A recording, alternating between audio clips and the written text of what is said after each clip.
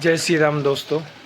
देखिए सभी स्वर्ण समाज किस तरह मोदी जी पे भरोसा किए थे और उन्होंने हम सभी स्वर्ण समाजों के गालों पे थप्पड़ मारा है। इस वीडियो को पूरा देखिए। आप सभी को जय श्री राम। साथियों, केंद्र सरकार के द्वारा बजट का आवंटन किया जा चुका है। जिस बजट में दो महत्वपूर्ण पहलू है जिसका चर्चा मैं आपके बीच में करना चाहता हूं। एक पहलू है कि इसमें दलित और आदिवासियों को उत्थान के लिए 44,428 करोड़ रुपए का आवंटन किया गया है और अल्पसंख्यकों के उत्थान के लिए 3400 करोड़ रुपए दिए गए हैं। साथियों, मैं पूछना चाहता हूं कि अल्पसंख्यक समाज के लोग कितने टैक्स भरते हैं और दलित और आदिवासी समुदाय के लोग कितने टैक्स भरते हैं। टैक्स संपूर्ण भरता है सवर्ण समाज, और सवर्ण समाज के लिए इस बजट में यूजीसी एक्ट को आवंटित किया गया है ताकि यूजीसी एक्ट के माध्यम से सवर्ण समाज के बच्चों का शोषण किया जा सके। साथियों,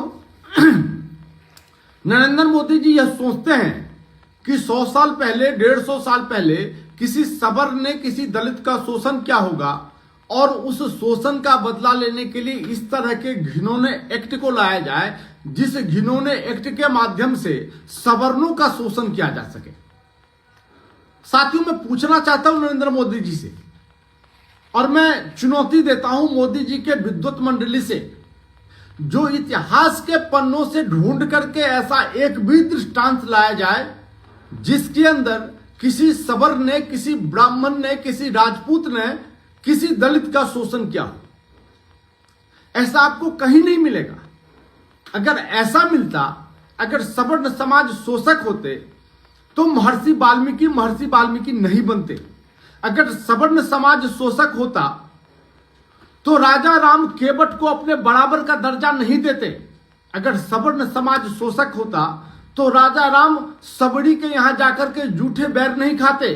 अगर सवर्ण समाज शोषक होता तो चंद्रगुप्त मौर्य नहीं बन पाता, और अगर सवर्ण समाज शोषक होता तो संत रविदास नहीं बन पाते, और सबसे बड़ी बात, अगर सवर्ण समाज शोषक होता तो डॉक्टर भीमराव अंबेडकर नहीं बन पाते।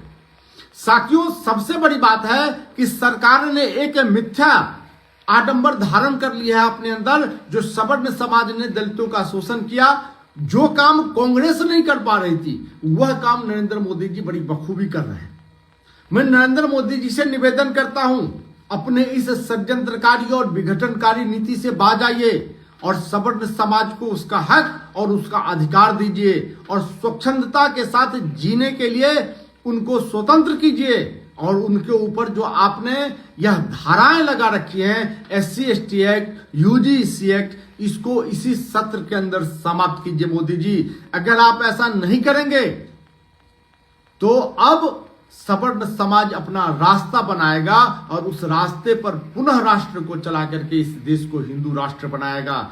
आपके ऊपर जो भरोसा और जो विश्वास किया सवर्ण समाज ने, उसका खामियाजा सवर्ण समाज को भुगतना पड़ रहा है।